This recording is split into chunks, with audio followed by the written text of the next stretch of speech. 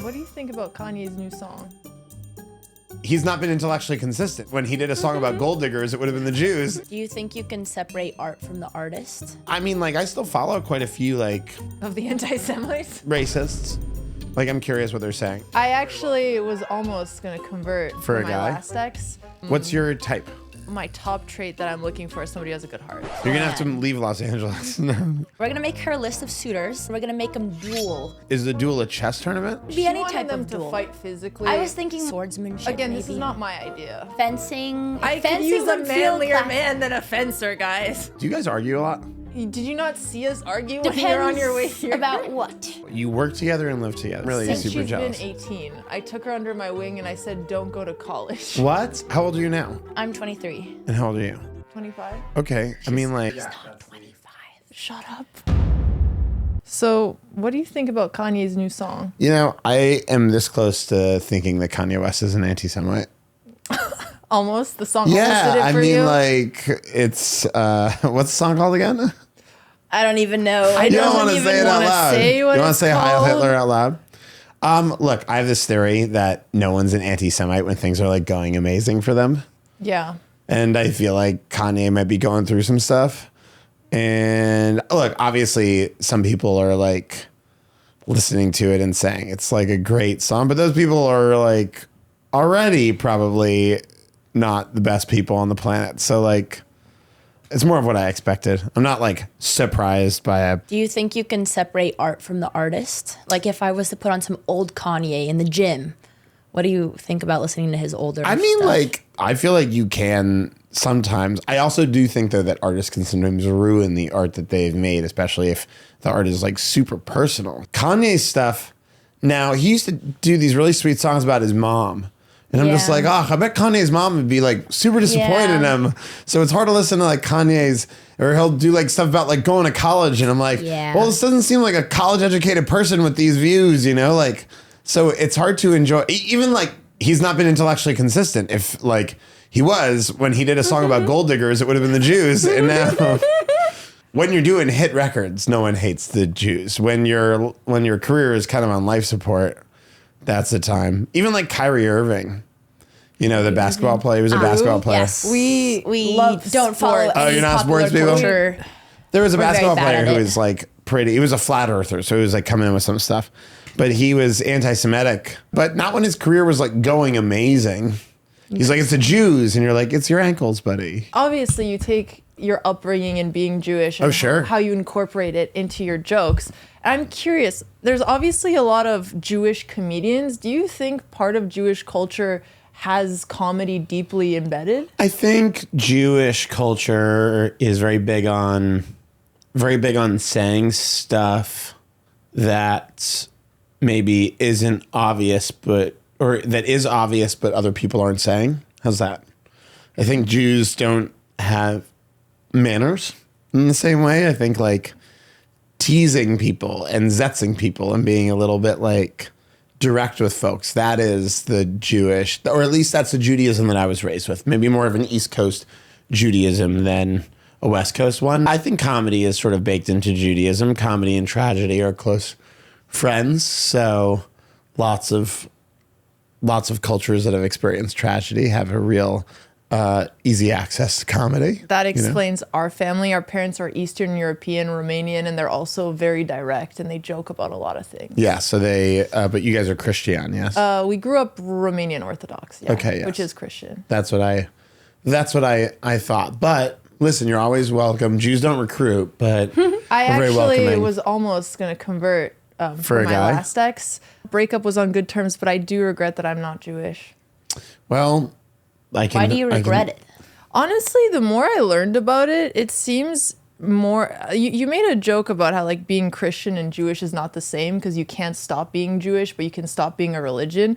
It feels like you just have a much better community. So like, for example, Shabbat dinners when Jews all meet together on Fridays and they have Yeah. dinner and it doesn't matter where you're from. Anybody dinner can was come and lit. join. I love Shabbat. Shabbat's probably my favorite part of being Jewish, if I'm Really? being honest with you. If someone asked, I like the communal aspect of it, the study aspect of it, the sort of like time away from the world aspect. Jews invented the weekend.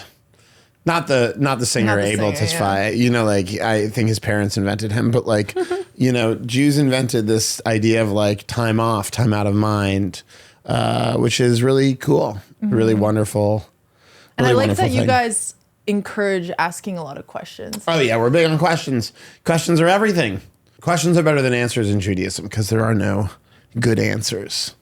There are only good questions that examine all sides of a dialectic. So there are a lot of good Jews at chess as well, by the way. So good. Yes. Yeah. It's a very Jewish game. Going back, are the Polgars Jewish? Yes. Yes. God, I was so hoping that Julia Polgar was Jewish. Yeah, no, you guys got a lot of good chess minds. Is It's a Bobby little Fischer? intimidating. I'm just kidding. That's a question. Can you separate the art from the artist? I remember when we were at MIT, he had a really good line where people were like, "Oh, are you a fan of Bobby Fischer?" He was like, "Yes, but only for his political views." Yes, That's a only great for his answer. political views. And only for his Icelandic residency. I'm Which was- joking. I mean, did you know Iceland has some of the highest density of grandmasters per capita because the government actually pays you if you're a chess grandmaster? That makes sense. And by the way, everything in Iceland, there's a great Icelandic comedian, Ari Eldjarn, who talks about how Icelandic people have the highest in the world always per capita. Always? He's like Wait, there's what's the an highest always? No, always, meaning like it's always Iceland always has the highest blank in the world per capita. You know, like 'Cause there's so few. There are so few of them, but there's such wonderful high achieving folks, and the government subsidizes things in a really beautiful way. But yeah, it does. That makes a lot of sense to me that there are a lot of Icelandic grandmasters. It's a really cool place. But yeah, Bobby Fischer lived there and is buried there in a little town. Yeah, we didn't go to his grave yet, but we will one day. He's a really fascinating person to me, to everyone, I imagine. He's But- my favorite chess story in history. Why? Andrea's been listening to his memoir, actually. Yeah. Does he read it? No, it's an audio, but that would be pretty. I feel like with AI, you could probably make that, but it's. He was a lunatic, really impressive lunatic. Well, it's interesting to hear kind of obviously what slowly pushed him off the edge. But it was like the only time in history, I'd say, where all the world powers are valuing chess. And it's like, of course, now we compare and there's more people playing chess, but it was a different type of like respect and excellency. So I like just kind of hearing like the culture where you live. Do you live in New York? Or, Yeah, I'm both between here and New York. Yeah, so he would go to the New York Chess Club and like slowly how he gained his credibility and seeing how more and more eyes became on chess. And at first he loved it and then he started to hate it. And obviously there was other things that was adding to his delusions, specifically going to Russia to play chess. But I more just find like the time frame of the book really interesting, and it's something that will never be able to live again. I do have a friend who was close with Bobby before and after he went crazy who does think the Russians were actually messing with him. Really? With like drugs and stuff? Or like watching him and listening Oh no, they to were things. in the tournaments. They were 100% really biased because they were like, "Who's this American player coming to our tournaments and And competing?" he was very young, wasn't he? He was an infant, essentially. I think he must have been like in his I wouldn't say 20s infant. in this tournament, but they would 100% mess with him and purposely do a lot of mind games. And he was so specific. For example, there was this one player, I don't know if he was Russian, but he would always make these crazy faces while they played and just like stare at him. And he was the only player that Bobby would repeatedly lose to in the tournament. And he would go to the organizers and be like, "I cannot play against this man. Like he does all these crazy things and he's distraction." And no one would listen. So there were times when I do think the players were Well, purposely Bobby can't frustrated. buckle down and ignore like. Well, I see. That's what at first I thought, but then I thought back to me, and I'm like, I resonate with him because I need like earplugs and I needed a hat, and if anything in my field of vision, especially playing against young kids, I actually think if you're, I don't want to say really ADHD or any other things on the spectrum, I do think that those little things can kind of throw off your focus. That makes a lot of sense. Yeah, the Russians were definitely like from reading about it from like less authoritative stuff. They really did not seem to like him, but he also seemed like a really persnickety, Yeah, he also had a fastidious lot of weirdo. bad. Exactly. He also had a lot of bad, but there's some truth. No, I'm not even saying he was bad, Just a even though weirdo? he did have some really crazy views. I What was think weird he about was just him? like he would abruptly leave tournaments. He would like abruptly like the conditions wouldn't be right for him or something. Like Well, that's because it was a tournament in Russia where everyone was like in his But head he'd be even organizing picky about against him. things like chairs. Like the chair wouldn't Yeah. be comfortable enough and he Yeah, needs to swap of it course. off. Or To the an lighting. extent, it's irreasonable. But also some of his arguments, I was like, I would be annoyed too. So what I'm hearing is you love Bobby Fischer and you think his opinions about the Jews are all correct. And on women. And on women. Oh, He had that's right. Some fun takes about how women are terrible at chess. Women make bad chess players? Oh, they're terrible chess players. I mean, some are better than others, you know, but I don't know why. I guess they're just not so smart. He could beat anyone, even a queen down. The women are really very good players. I mean, I guess I could give every one of them a knight and still win easily. Even the world champion, this Russian woman, Bukova, they're all knight easily. And they belong in the kitchen. The woman's place is over the hot stove, eh? No, they can't cook, but they stay in the house, cleaning and things.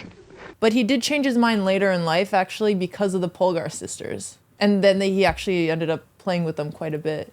Really? Yeah. Wow. You mean like a queen down to a Polgar sister feels like a... No. Like they beat him straight up. I know, but no, of before he course. thought a knight down, not a queen down. My God. The Polgars are so incredible. Are they still around? Yeah, actually, I did an episode here with Susan. No way. Yeah, because she just launched a book. No, but our dad took a lot of inspiration from their dad. Really? Because he wanted to do the same handbook and make sure we were smart from a young age. Do you think he At really chess, at did? chess. I feel like their dad took a lot more extreme stance. This is an experiment. I feel like our dad was like, you're going to play chess because we have nothing else, and this is what we did in Romania. Their dad didn't do it because it was an experiment. Their dad, yes, wanted to prove genius, but he had to first find a game that they really like, and their dad was a really good teacher. So like he made sure that it didn't feel too hard. They were improving a lot. They felt confident. And dad actually took a lot of that advice, and like he would make us train from the Laszlo Polgar books. Oh, wow. And try to do the same. I didn't know method. that. Yeah.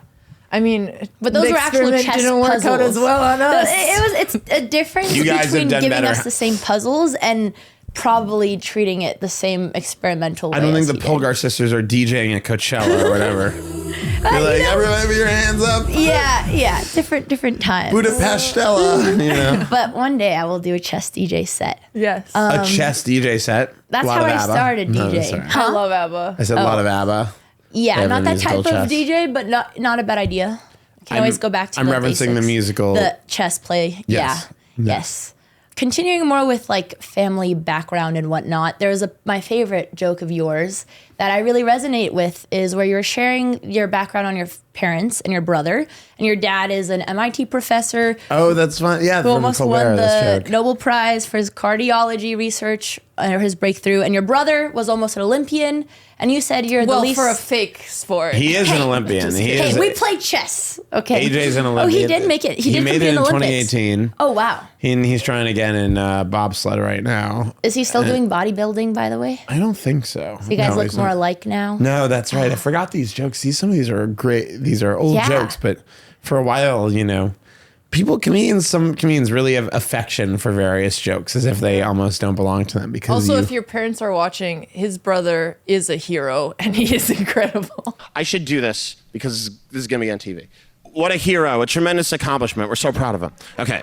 We have to make sure everyone who hears about your brother knows this. my brother is a Andrea, can you do this about me too when you go on other places? I already do. I do enough of that. Okay. my brother and I are like siblings. We are. Well, do you guys argue a lot? Did you not see us argue when you were on your way here? About what? Yeah, how we don't often do do you petty guys- arguments as well. No, actually, if anything, we do more petty arguments. We have than so serious many arguments. petty arguments. But we work together. We live together. We do everything together. Wow, you work together and live together. Yes. That's really amazing. I'm really Since super she's jealous. been 18, I took her under my wing and I said, don't go to college. What? How old are you now? I'm 23. And how old are you? 25? Okay. I mean, like, she's- you guys are, it's 2-year gap. That's the, Shut up. I would have believed it. Yeah, I know. 29. I'm she's turning 29. 30 in September and I'm freaking out. I'm 36, so for you to be this upset about it is Thank crazy. you. You're well, it's fine. different when you're female. You know, you got a clock. Tick, tick, tick, tick, tick, tick. Do you want kids? Yes. Okay. I'm sure we can find someone on Sunset for you. I think so too. What's your type? My top trait that I'm looking for is somebody who has a good heart. Okay. But they also have to be We have a smart. plan. You're going to have to leave Los Angeles. No. We're gonna To make leave Los Angeles. we're gonna make her a list of suitors of accomplished men with good hearts, great, and then we're gonna make them duel. This is and her then idea. the winner of the duel will get to take her. But we need to make them at least fight for it. Accomplished men with good hearts. Is the duel a chess tournament? No, it could be She any wanted type them of to duel. fight physically. I was thinking more physical, like swordsmanship. Again, this is maybe. not my idea. Fencing, if we want to be safer. Fencing, I could Fencing use a would feel manlier class- man than a fencer, guys. Yeah, but one Fencers who are would very pick it up manly for men. you. Yeah, nothing says on guard. Okay, what would be a better activity to let them duel for my sister's love? I just liked the idea of us sitting as like royalty while two men. Speed Fence. skating. What's the sport that your brothers does again? Kind of cool. Speed skating's cool. My brother is a bobsled athlete now, Maybe they but bobs. he was on skeleton, which is a little. I less- would like jujitsu, the chess of, Okay, you know, that's more potent. Wow, you love physical Jews. sports. Maybe, Jiu-jitsu. maybe maybe it should be a Jewish man as well. Maybe we should first start in a subculture and look just through the Jewish accomplishment. Was the and reach Jewish out to not them. Jewish thing an issue for you? I'm not on J-Swipe yet, but You're not on J-Swipe. Is J-Swipe again, I'm like not Jewish Tinder? Jewish, so Yeah, what the hell how do is you not know J-Swipe? that? This is. I just know it's. coming up. I can't go on any of the Jewish dating apps. All dating apps seem a little bit tough because you have to sort of. I always think you have to meet someone in person. I know they Yeah. work for people, but like, there's a frisson that you can't quite compute for. Not that your list of suitors fighting to the death isn't a great idea. Well, we'd have to have people who know them all in person. For yourself, is there any more ambitious projects you want to try that are different formats you haven't tried before? I'd like to do like fictional stand-up comedy. You know, like comedy about someone who's not me. Which I thought. How would you even start that project? Like, what's one idea? You'd be like, "Hi, my name's Frank. I'm from Boise." And oh, so you you're know, just like- making up an entire story. Yeah, but it would reveal something interesting about the self. It's interesting. I've never said that out loud to anyone, so you're getting a little scoop there. But I've always thought that'd be really cool. Although technically, would that be stand-up or would it be a solo show? Because, or could you not do like anything that blurs the lines of what stand-up comedy is? That's what That's great. I'm only interested in. That type of stuff, like really, really good, weird, you know, stand-up comedy. How much embellishing of stories do you feel is allowed for it to still be stand-up? Any amount. I'm not even Jewish. No. I would have big arguments with my collaborator, Adam, over this. Like, I once was advocating for a detail that was true to go into a show. And Adam was like, it's not good. I'm like, but it's true. And he went, shame it's not more entertaining. And I think about that burn, that sick burn all the time. Because your number one job is to entertain. But I guess your number two job is to like sort of show some vulnerability or be real about something.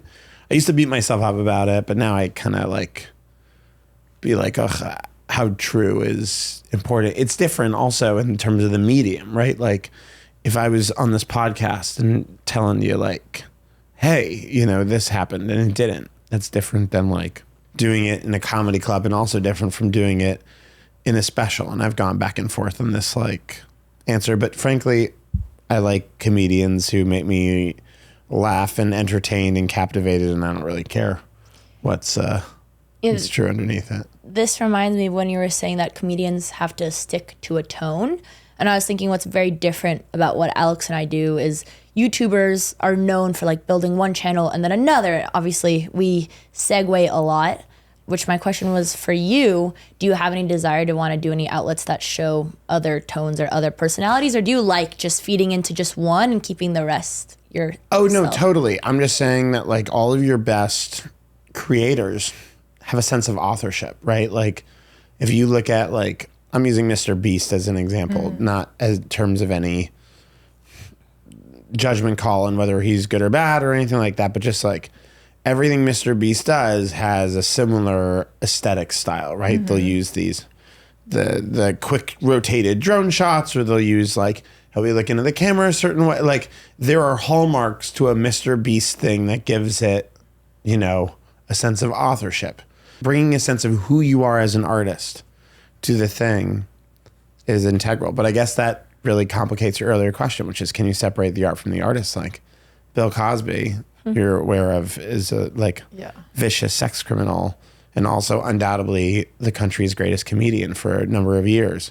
And part of that was he invested a sense of who he was into his material. So it makes it really complicated. Like I personally can't enjoy early Bill Cosby material anymore. It's like really, really ruined for me. Yeah. But maybe what different about for other Michael people. Jackson? I've never been like a huge Michael Jackson fan because I wasn't really raised with it. So like I was raised with it, so I really like the music. And then at some point, you just have to think, well, they never proved it. Please don't take this music away from me. Look, a lot of people feel that way about like a lot of different stuff. Michael Jackson is like a fascinating, because he was the biggest thing in the world. Yeah. Like when I say he's the biggest thing in the world, like it's not a hyperbole for Michael Jackson. Like the only two things bigger than Michael Jackson, you could argue, are like Elvis Presley and the Beatles. And there was a time where he was the #1 artist in the world who was married to Elvis's daughter and owned the Beatles catalog. Yeah. He was like subsumed into the biggest things in music, and to think of him as a monster is obviously a really challenging concept for a lot of people. So Yeah. I walked by the hospital he was in when he died.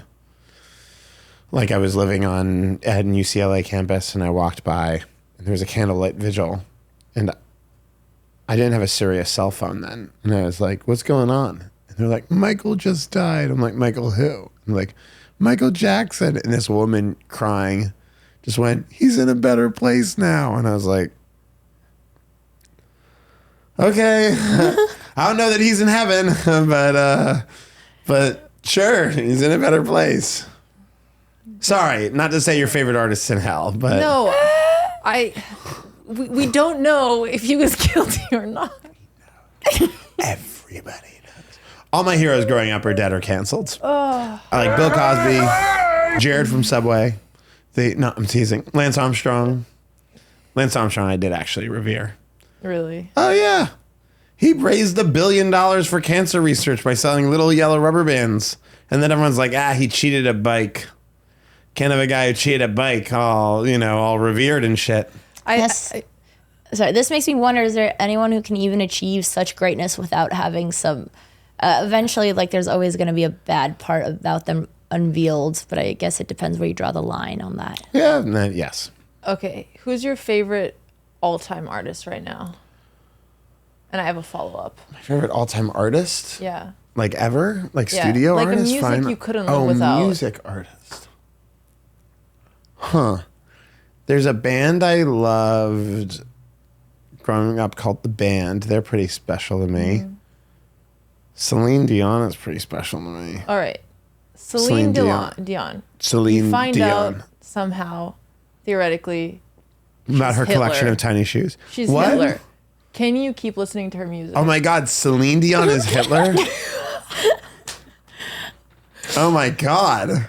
Is that really a thing we're finding out? I cannot In believe. a past life, she was. In a past life, no, she was. Okay, no, she just is. She is Hitler. Can you still listen to her music? Okay, I'll give up all of the Celine Dion music if she's Hitler, except for It's All Coming Back to Me Now. Because that really does one. seem like more of a Jim Steinman, the writer. What if she did something less egregious? Like Like she was just Stalin? she was just like Stalin or Lance Armstrong. Because doping is that bad. Yeah, doping's that bad. If I found out Celine Dion doped her way through, if Celine Dion was a prednisone maniac who was just taking all the drugs, then you know what? I'm sorry, I have no choice but to cancel Celine Dion. Got it. I was just trying to make the point. It seems like it's a spectrum of how bad what they've done is to whether or not you can still listen to the art. The line is like criminal stuff. If it's like Yeah. super criminal, then you're just like, but the truth is like, But what if they've been acquitted, like Michael Jackson, who may be innocent? if you think Michael Jackson is innocent, then you should enjoy his music. I don't know. It's Schrodinger's cat. How do you pronounce it? Schrodinger's cat? Yeah, Schrodinger's What is that? pedophile, I guess. Yes. What's shorter? Schrodinger's cat is a cat sealed up in a box. And for that moment, the cat is both alive and dead because you can't tell. Okay. It's a famous paradox. Gotcha. So in one box he's a pedophile, in one he's not. I'm never gonna know. Beat It is a banger. There's a book called Monsters that's about this that's like pretty good. Lucy something. It's a really good book. It's about how to reckon with this thing. It's a serious like condition of our modern age. I'm gonna feel guilty every time I listen now. No. People contain multitudes. yeah, I guess what's hard for me. And I guess one of your multitudes is okay with pedophilia. It's not a problem. Great topic.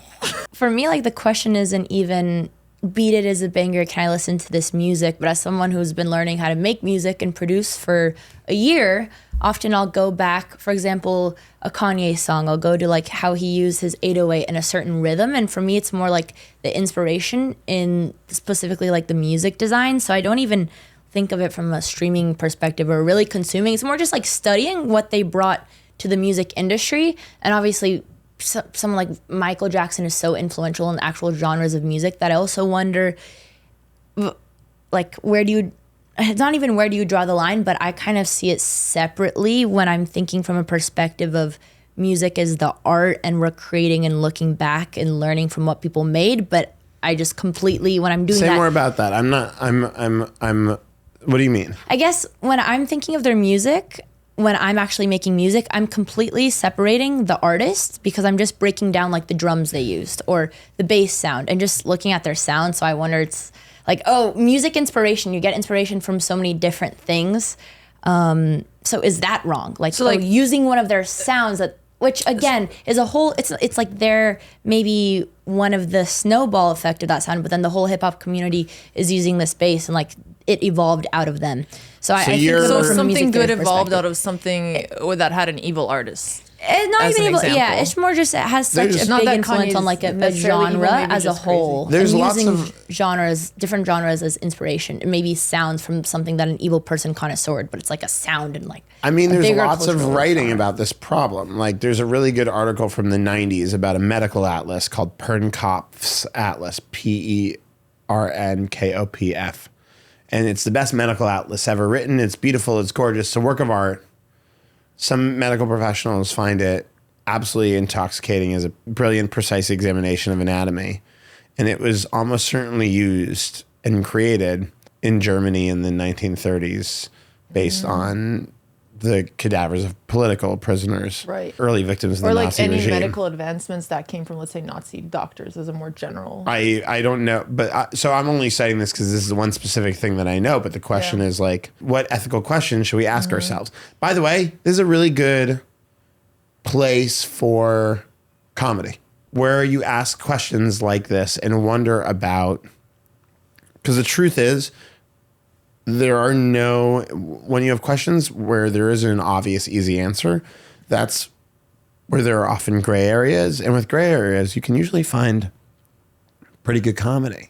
And so like, I find a lot of like jokes in these like in-between spaces. So I'm fascinated with them in my life.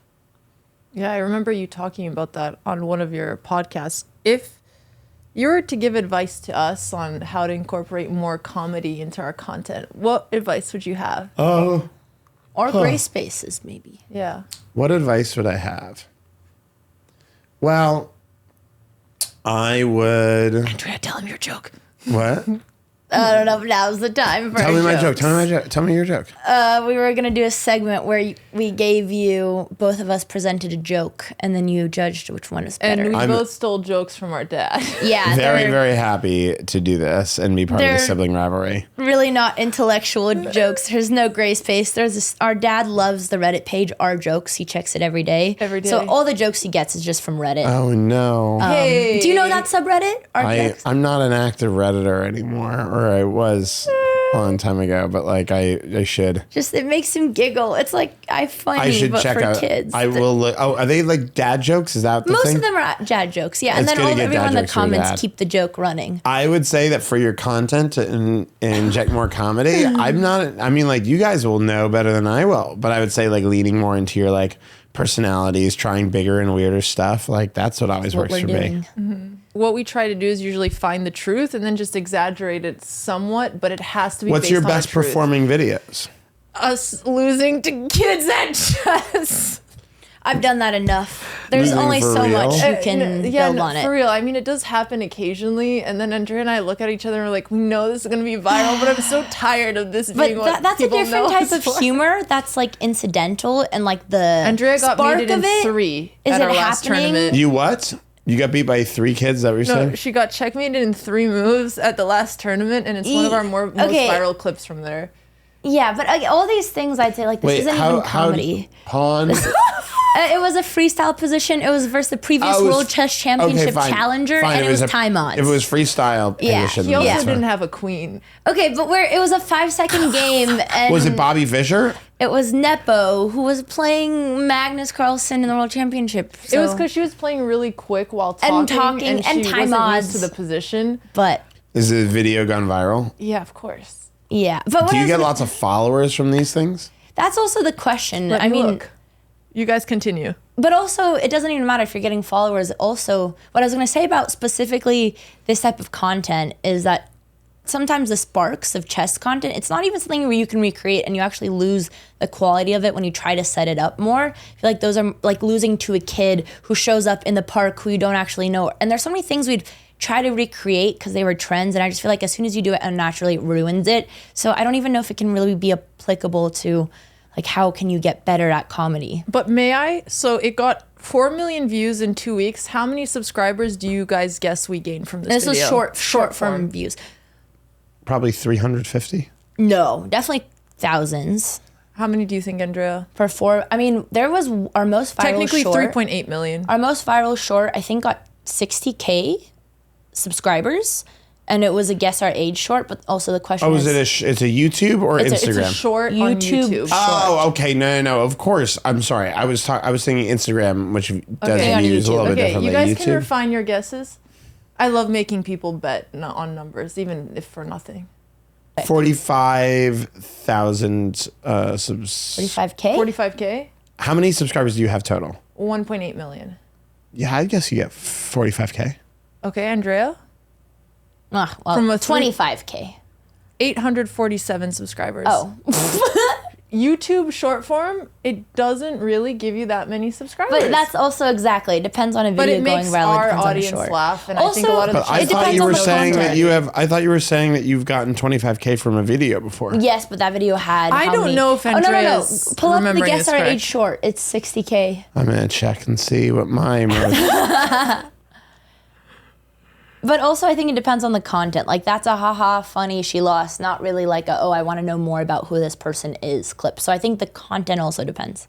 Okay, guess our age. So guess our age, Andrea. How many followers did you say we got from it? 72K. Okay, yeah. So, but how many views does that have? 28 million. Exactly. But I think it's different when it goes to a That's chess a lot of audience million. that already I just knows said us. that. Yeah. It's Oh, a you did? different, the content that you're going to get more, it depends on the type of content. How about you, Alex? That's a Alex, lot. what's your most viewed? That's a lot of. I'm trying to Also, find do you actually actively pursue social media, like try to do clips and content, or do you mainly just focus on live events and getting? I mostly focus on live events, but I should probably be better about clips. When I spend less time, I try to spend less time on Instagram, and also, I like good followers. Yeah. If that makes sense. Like, I want people who are going to be like thoughtful, engaged. And so sometimes I'm like, well, the quality of follower, I only have like 175,000 followers on Instagram. But they find you because they really want to. And I love that. And I love, if you're watching this still and you want to follow me on Instagram, please, I'd be thrilled.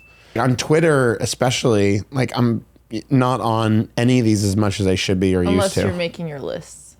Yeah, unless I'm making my list of not. But even then, what she's referring to is I found these white nationalists on Twitter. And I see this tweet, and I sent it to my best friend in the world, and I wrote, David, do you want to come with me to this meeting of Nazis in Queens? Because, like, I had to find this seedy underbelly of anti-Semites on Twitter, and now it's not an underbelly anymore. It's, like, the belly. But, I mean, like, I still follow quite a few, like... Of the anti-Semites? Racists. Like, I'm curious what they're saying. I don't think following someone's a good metric of approval for them. Sometimes people are like, just so you know, you're following this guy. Just because you're curious, yeah. And I'm like, yeah, no, they're a terrible person. There's a woman I follow who's a racist comedian. She is the worst. The worst person I can imagine spending time with or knowing. And like her shtick is that she's a racist. But she is actually racist. I follow her. Oh yeah, her thing is like, I'm racist. I don't like Indians. I don't like immigrants. She's like, I don't like women, which is weird. She's a lady. She hates Jews. It's like a whole thing. Hates black people. It's like fascinating. I'm like, I have to go to a show, but I don't want to pay. I want to give her $25. You don't want to support, yeah. That's a tougher one. can I give money to that comedian? I don't think I can. The most I get from some videos, I get like 15, 20,000. My clips all do pretty well, but I don't put up as many as I should. Yeah, when you were speaking a lot about the type of sets you like to do, and I liked when you were speaking about how you structure them, like you have this bigger picture and you have these little ornaments, and it reminded me about how we think about other content, but I was thinking to myself, I was like, I wonder if you can even tailor that type of comedy to the algorithm. Like, I was surprised you don't know what Kill Tony is. But I know what it is. you know, How but you don't know he said it. show where like old comedians come and they do a 1 minute improv and they have Andrea to do the best roasting jokes. you now. No, but it's She must. But I find it like fascinating and I actually admire it because, like you said, you're building. It's a different audience. But there's obviously so much of. And there's more middle grounds, like more gray areas, like huge comedians with podcasts, like Bad Friends or Whitney Cummings. But then there's also like the more. But I really like, algorithm-y ones. like Bad Friends. Yeah, I really which like, makes sense because it's Andrew's longer. a really good buddy of mine, and Yeah. I don't know Bobby as well, but we're like friendly. And Whitney Cummings and I do a bunch of gigs together, and she's Whitney, I just went to so many of her comedy club sets. yeah. She's I amazing. mean, like that's a really those. I love doing podcasts. I'm at some point I'll start one of my own, I'm should. sure, and it's like a lot of fun. I used to have, but I really love stuff that can be tailored. Like I hosted a radio show in England for like 5 years. And I would write every episode, half hour of stand up every episode. And it was so much work. Yeah. Because it was like, you're writing it. And like, I'm one of those guys who works like very slowly and carefully. And the reason my clips do well is Like because Andrea. You're a perfectionist. when I put something out, it like usually Perfectionist. hits. But like, who I really admire too is like dance influencers. I'm close with this girl, Megan, who's like a YouTuber, but also like really knows a lot about dancing. And like, sometimes the precision in these dance videos is like, I love precise, detailed, gorgeous stuff. So Were you saying that consistency is key? So maybe a project like that where you do have to be weekly making something could be a good. that's really smart. I mean, like, yeah, doing a thing with consistent. Although that's the But other I thing. struggle. I'm inconsistent with my clips. Yeah. We'll get say you that some again. clips from this. Oh, please! I want them. Yeah. You have to let me know what does well, what goes. I was curious. Do you think a live audience is ever wrong? That's an amazing question. Yes, absolutely yes. 1,000%, 1,000%. Oh my God. We're heated. Tell us more. Oh my God, yes. Sometimes the live audience like will laugh at You've what been they. holding this in for a while. No one ever asks me this. Yes, live audiences can be wrong all the time. Give us an instance. How about political rallies? Okay, a non-political example. A non-political, everything Yeah. is political, but Can I you mean use a like. comedic, a comedy, and within a How about comedy Andrew show, Dice maybe? Clay audiences in the 1990s? There was a famous comedian named Andrew Dice Clay. He played Madison Square Garden. He did filthy nursery rhymes. Even Dice now is like, I don't know about that. They weren't the best. They weren't the best jokes. Comedy ages quite badly sometimes. Yeah. So I'm not 1,000%, but like there are definitely audiences, and every comedian knows it because every comedian has walked into a room and the crowd is just kind of like. Sometimes you go on the road and you'll do a club and it's all bachelorette parties Yeah. or bachelor parties. And these people are the effing dregs. You're just like, by the way, a bachelor party or a bachelorette party, they are comprised of truly normal human beings. But when you put them together and give them like drinks and little straws with like Why I don't penises in the DJ top. big clubs in the U.S. because I Oh. avoid that audience at all costs. You know, but It's you not, know they're not this. there for art. Audiences are different, but also course. there is a right person for a right audience. Sometimes it's the person speaking, sometimes they're just not right for. It's like there are no bad parts in movies or television shows. It's just a person who's not the right person. So like I guess you could say that it's, the answer is both absolutely yes and also maybe not. So then, similar question, Andrea. Do you think the algorithm can ever be wrong? I mean, is that even a heated? How's that even a heated question? Always, We yes. just talked about Kanye's recent track, and that's one that gets views algorithmically. No, but he's not posted on any single platform because no one will have him. Yeah, but the discourse. No. It's made it onto Instagram. It's on YouTube. It's getting views I've heard purely. it. It's I've totally heard it. I didn't on the Google. algorithm. I'm not Googling it, but Like, yeah. it's gonna But get views. My question more is like for a live audience to not laugh at something, implying the joke is not funny. For a YouTube video to not hit a certain amount of views, usually implies the video is not entertaining or it doesn't appeal to a wide enough amount of people. But also sometimes it's right. You know, like, have you ever seen videos of like an old British man making like vegetables in his garden? You have a really esoteric taste. Have you ever seen like there's this guy Gerald? What your For You feed I looks need to like. see What it. content do you consume? I'll show you. But you know, like this show guy it. Gerald. Okay, what does Gerald do? He makes these big vegetables, huge fruit and veg in the south of England, and it gets big views. This guy gets so many views, and it's because people are craving normalcy or something like that. Of course, I bet you there are Sorry, I interrupted you. No, go ahead. The algorithm is definitely reverting more towards feeding normal content again, but continue. Yeah, it is. But that is also a reflection of like sometimes we've all seen videos with like 55 views, and you're like, oh my god, this is the best, and you send it around to like 1 million people or something like that. Like it's like, yes, the algorithm. By the way, my algorithm is wrong. Like my algorithm on Twitter, I don't know what's happened. It's like. And everyone's like, oh, you make your own algorithm. I don't actually believe that anymore. I think it's like serving me because I keep having to like, I wish I could literally tell Twitter like, hey, I don't want to see any more videos of people dying. Like it's showing me videos of like people dying, or it will show me like OnlyFans ads. And Same. Like, so I don't go on Twitter That's anymore. not what I go. I don't think you can train the Twitter algorithm as much as TikTok or YouTube or Instagram.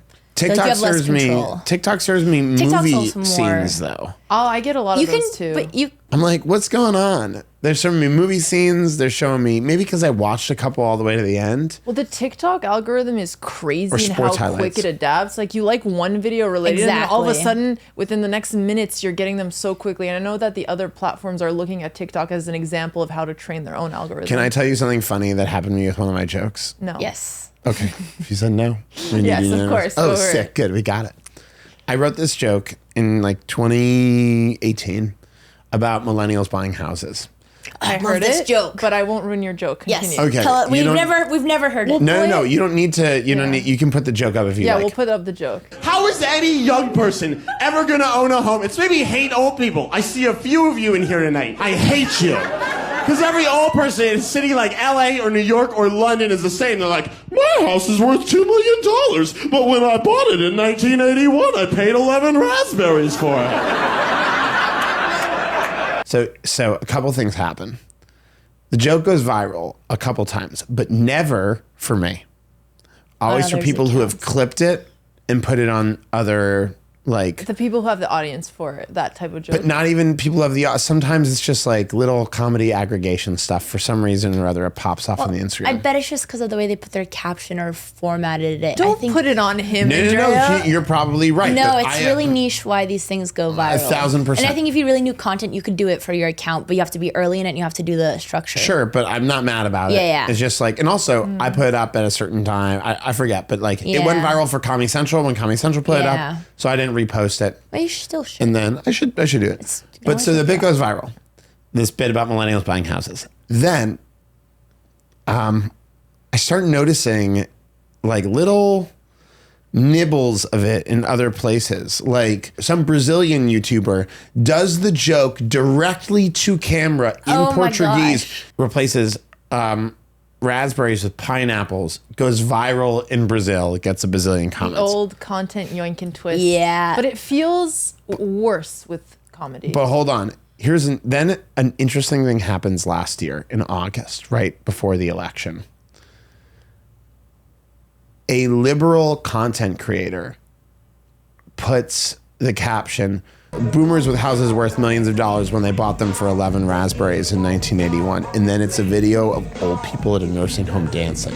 So that goes crazy viral. And a couple people tag me in it. And then it starts getting ripped because these political creators all rip from each other. And then a few months ago, in August of 2024, I see this on the internet. This is the senator from Massachusetts, Elizabeth Warren. Parents bought a home for 7 raspberries, but you can't afford a 1-bedroom apartment. It's not you. We're facing a national shortage of 7 million homes, and renters and buyers are having to deal with the consequences. Wow, it's crazy her how much team it's- obviously gave her that joke. 1,000%. What would you rate her delivery though? Pretty good. Yeah. And people were like, oh my God, you should. And by the way, of course, so she says this. And then Republican think tanks are like, why Elizabeth Warren is wrong with her raspberries analogy. And I want to be like, well, Elizabeth Warren, it's not Elizabeth Warren's raspberries analogy. It's my raspberries analogy. But it's fascinating to watch your joke, which is the distillation of a complicated issue into like a single thought, be taken and sort of like yo-yoed again as that distillation, like a political way. And the funny thing is, I did that joke on British television and American television. When I did on British TV, everybody argued whether or not I was funny. Not. But when I did on American television, people argued about whether or not I was right. Interesting. And so it was just like this one joke has refracted a lot of thought through it. And like, it's just curious how like this game of content theft telephone, like I don't blame the, liberal aggregator who took my joke. His name's like Keith Edwards. He's like a Democrat political operative, has been doing his thing for a long time. He wrote me a note also being like, sorry, I didn't know that was yours. Just saw it on a meme thing and took it. But it's interesting to watch a joke become not yours anymore. Like that joke is not my joke anymore. It like belongs to the internet. It's like a meme. That must be such a good feeling to see something you started evolve. Yeah, it's a little strange because also I did it because at the time I thought I was identifying a nuance. And now that nuance has been fully identified and is blown out. Like it's as if someone did a joke 2 years ago about AI and now that joke was used as an example of like thought, like, or inconsistency of thought or hypocrisy. So it's like really, I have a really interesting relationship to the material. I'm like really, really fascinated by what's happened to it. Where do you think it's going to go from here?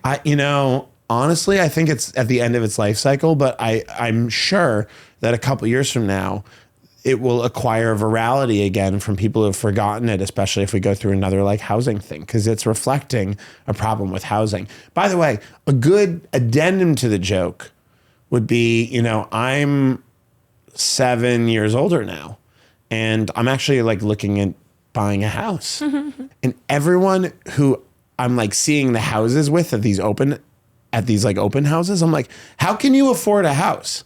Like I've been working hard as a comedian forever, and someone's like, oh, I'm a ceramicist and my wife does aerial silks. And you're just like, how can you afford to buy this home? Or she'll be like, oh yeah, I mean like I bottle water in the park and put food dye in it. And my husband is like a skywriter, like a hobbyist skywriter. And you're like, I'm competing against you in the housing market. Like, how's any of this happening? So I could write a joke about like the ludicrousness of the people that I'm going up against, and I've thought about doing it. I'm just wondering if that level of discourse would resonate with a millennial audience that is aging with me. So it's interesting. Why pick those jobs? Because they're like really niche jobs that shouldn't be able to afford it? Exactly. I'm saying those off the top of my head. They wouldn't work. By the way, another thing with comedy is like, I know it's iterative. Yeah, obviously. Yes, yeah. I'm curious not about like those particular choices, but the theory behind what you're trying to do with your show. Yes, exactly. You would show that. God, it's so nice to talk to a chess player. But yeah, you'd pick jobs that seem slightly too far-fetched, so that the audience knows they're far-fetched. Like make that point that way, because you also don't want to offend anyone with a real and then the jobs that are being really far-fetched, like what is it representing today that you think is the larger thing? Well, the reality is, not to take a joke that doesn't even exist yet too seriously. I know, I'm just curious how you think about it. I'm happy to, but the reality is that people are making livings in increasingly marginal and ludicrous ways, especially if they're at the level of being able to afford a home. Yes. And they're not a traditional professional. That speaks a little bit to like the types of people that are allowed to buy houses are people with the generational wealth often that has afforded them the opportunity to pursue these. Or streamers. You can make fun of us. Yeah, sure. Imagine the Fortnite, Roblox. The first person I ever dated with her own home was a YouTuber. And like she... Did you date her because she had her own home? No. If I, you that think I'm like, solved your problem, Alex. Do you rent or do you buy? You know, like, come on. I don't care. I'm obviously kidding. I think in your joke, they need to be Fortnite YouTubers, or this will be the job. You need to Fortnite. Oh my God. You need to go for like an anonymous Roblox channel. I actually feel like influencers have gotten so much hate that it's almost going the other way, because now everyone is an influencer. Everyone is an influencer. It's kind of brutal. you watch actors become like fashion influencers, and you're like, oh God, do you really want this?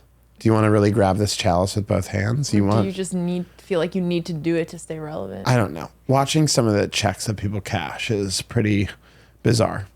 But yeah, I respect streamers, and that's a real content creation job. But I'm really good friends with this woman who's a TikToker, a comedy TikToker. So funny. So funny. Like a really talented person. And she's like, oh, I really want to get in a sitcom. I'm like, why? You are a sitcom. Yeah. You get more views than any traditional sitcom. Like, you are applying for demotions.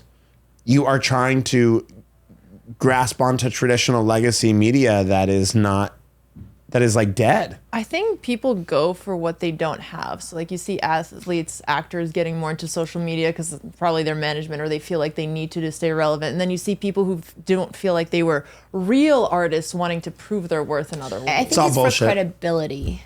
I think it's specifically like for a comedy creator, doing something in that sense would gain credibility from the OG world. But this whole conversation, what I was thinking, I was like, and this is very specific because Alex and I, our main thing is chess YouTube. So I was just, it must be so cool that your main piece of content or art form is such a commentary on like what's happening at that time, you know, politically and whatnot, that it can resurface so many different times and get reinterpreted and whatnot. Whereas like so much of our YouTube content, I just think of like a chess video. It's like, it'll go viral. People reuse it, memes reuse it, but it'll never be something where it's an actual commentary, like a historical commentary that can get repurposed. And that's such a beauty of the art. I don't know that that's true. Like Julian Shapiro Barnum is who does that thing, Recess Therapy, that I've been on. Okay. He interviews children, and he's the one, it's corn. Do you see that? I think I've seen a couple clips of this. Yeah, he interviews kids in the park in New York, and like there is a real talent to like, you also never know in your human interactions with other folks if people might find something that's really illustrative. People watch and like reality television for that reason, right? Like reality television can weirdly be perceived as like a historical document. I mean, it's a really bad historical document. Because obviously it's but so it's not edited. something that would like come back and be reinterpreted in a different way where they're like referencing the original work. I feel like it's more just that the work can evolve with time and people can build on it rather than it goes out into the world, people consume, enjoy it. Sure, maybe you'll enjoy it again later, but it's more that like the work can evolve. I like that. I mean, like I never thought that way about that particular joke. I just think it was something really cool that I feel like we lack in the YouTube world. Although, you know, like, you know, the first person that ever, like, I never grew up with the idea that being a streamer or online creator was bad because from a very early age, I liked Bo Burnham. I love Bo Burnham. Yeah. Bo Burnham is, like, to me, probably the finest comic of his generation. Like, there's no one, he's like Mozart. And he had a bit that was the end of his, that was at the beginning of his special Make Happy or something from like years ago, probably a decade ago now. And people were like maligning it. And I was like, oh, you know, it's interesting because this is being re-examined through the prism of how we see art now. And these people are wrong because this is like a generational talent making a commentary on like how art was perceived then. But like, yeah, any bit of art can speak to the moment that it's in, but like it's really complicated too because I think that art should be conversant with the moment that it's in, but not beholden to it. So like I was doing my show, the one that you saw, in 2023, but then October 7th happened, and this conflict in the Middle East began, and people were like, "Well, you should change your show to be about that," and I was like. No, like it should. I added a line to let people know. Cut out of the special, right? No, the special was filmed before October 7th. Oh, okay. But like, I added a line, but like people on both sides of the conflict wanted me to like, you know, change the special to be about that. But I was like, but it would be about this moment instead of about the principle that might be relevant to this moment. So I'd be sacrificing something possibly evergreen and re-examinable for something that's very like temporal, which is a risk whenever you do comedy, by the way, that references a current figure or a current event. So I always try to like make it seem a little like it could be written or said at any time period. All right, so there's a house full of animals. It's a donkey, a horse, a rooster, and a cow. And one day, the donkey wakes up and says, I want to learn how to play an instrument. When I was a kid, I always loved the drums, and I was told I could never do it, but today's the day.